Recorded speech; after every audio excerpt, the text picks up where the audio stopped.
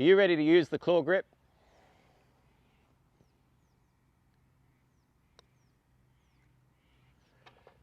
Chris DiMarco nearly won the Masters with it, and now it's becoming more and more popular on tour with players like Justin Rose, Sergio Garcia, Phil Mickelson.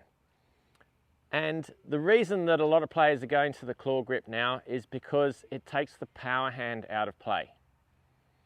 So we're just going to go through how to use the claw grip today, the benefits that it could make for you, and a couple of pitfalls as well. Welcome to Aussie Golf Pros.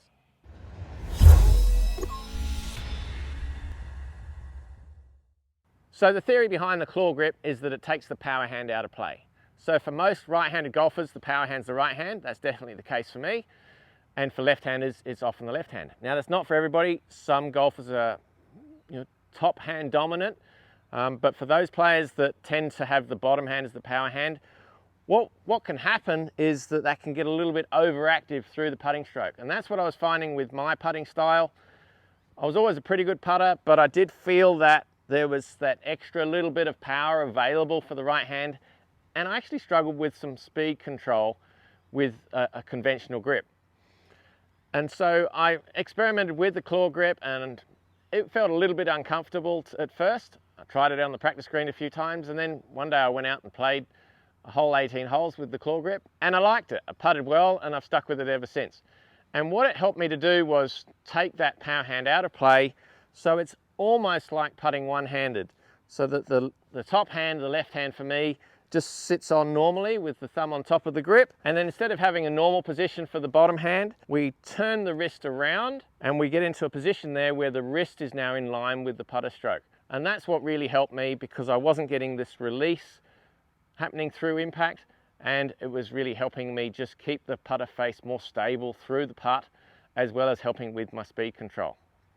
So for me, I put two fingers, I turn the wrist around, I put two fingers on top of the grip and two fingers underneath. So I've just got a very light hold on the putter with the bottom hand, and that's the key here, and that's what we find with a lot of these other players that are using the claw grip, is that the bottom hand is only very lightly on the club. So we've taken that power away. And some players will struggle with the long, slow uphill putts with this. They might need a more conventional grip just to reach the hole. But for me, it certainly wasn't the case. In fact, the opposite was true. I kept leaving putts short with a conventional grip, and I think it was because I was always afraid of just releasing it a little bit, and when I did, it went a few feet past and hit it too hard. And so that it became a little bit of a hit. So it was too close a grip to my normal grip that I use for a 7-iron or a driver. Now, there are lots of different styles been used over the years, and they're all really trying to work out, right, how can we reduce hand action in the putter? Reverse overlap's a very common one, where you get your bottom hand inside the top hand. Then we have the reverse grip here, and I tried these and it didn't really suit me. Split hand grip is nothing new. We've had players in the past split the hands like that. But the claw grip is fairly recent, and that advantage is that for a lot of players, we're turning that wrist side on, so the wrist is in line with our ball to target line. Now, what really helped me is this visualization. If you remember the old pinball machines that we had as kids, for the more mature generation, the young kids won't know about the pinball machines. I always likened to trying to work out how far back we wanted to pull that lever to start the pinball game off. And that's what I feel like when I'm putting. So it depends on how quick the putt is. I have one practice stroke just working out how far I'm going to pull that lever back. So that's a case of just how long the backswing is. And for a very quick putt like this, then it is a case of just back a little way and then through a little way. And that's obviously the way that I was controlling distance. Just depends on how far I draw that bottom hand back. And what tends to happen then is we're just turning the shoulders back and through, and we're getting a much more stable stroke that way for a lot of people. Now, if I go back to a longer putt, so now I have a 30-footer up the hill,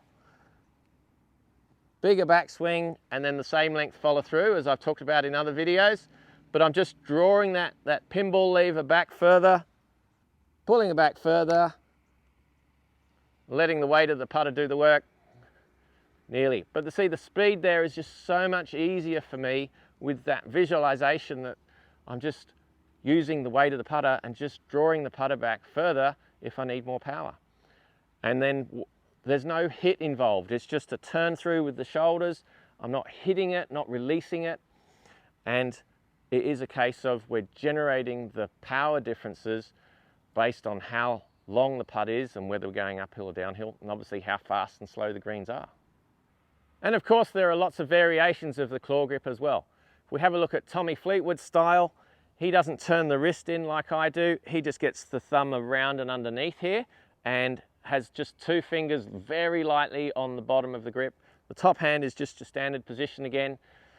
And the whole principle is the same, is that he just gets the shoulders to turn back and through. This feels a little weird to me. But again, it's just getting the shoulders to control the stroke rather than the hands generating the power. And that's where we really struggle with the speed control, is if we're generating different amounts of power with the bottom hand or with either hand.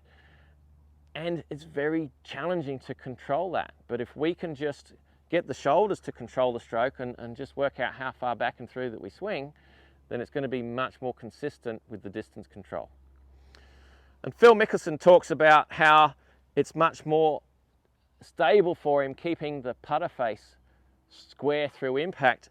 He has this big forward shaft lean with a standard grip, and obviously it was challenging him to get the right roll on the ball and to control the putter face. So when he uses the claw grip, I think he might be a little bit more 4 fingers on top here, and that helps him to get the shaft more vertical, and again, just turning the shoulders back and through. Again, 4 fingers on top is another variation, but it's a case of just turn back and through, and the putter face is staying square right through. So we don't want that putter to over-rotate going backwards and forwards, fanning too much. Yes, the putter is going to come on a slight arc for pretty much any style you use. Maybe a broomstick might be a little bit different, but the majority of putters will have a slight arc in through the putting stroke, and we expect that putter blade to fan ever so slightly back and through. But if we're using our hands a lot and maybe even just releasing through the impact area without a lot of practice, that's very difficult to keep consistent, because the putter blade will be fanning open and closed a lot more through the hitting zone. And let's face it, putting is a very simple stroke, and the many moving parts that we might have can obviously affect consistency. So to recap on how to use the claw grip for your putting: top hand, so I'm right-handed, so the top hand is the left hand, bottom hand being the right hand. So instead of that normal position there, we turn the wrist around to the side so it's in line with our target line, and you can have 2, 3 or 4 fingers on top, or even 1 finger. And the whole idea is that the bottom hand is now quite light, and we want to activate the shoulders to turn back and through, keeping that putter face nice and stable. And depending on how firmly you need to hit the putt, then you just decide how long your practice stroke needs to be, and then how long your hitting stroke. We obviously want exactly the same. Back and through, hold your finish, and the speed with a little bit of practice is actually really easy, because it's just an equation of, right, how much power do I need to hit the ball with the putter head? Determines how far back and how far through that I swing. Simple as that. Thanks so much for watching. Which putter grip do you use? There are so many different variations out there these days, and ultimately it's working out what's best for you. So don't be afraid of experimenting. Don't be afraid of looking silly out on the greens. It all comes down to holding more putts and you having more fun out on the golf course. So we'd love to hear from you. Pop your comments below and let us know why you use the grip that you use. Are you the best golfer you can be?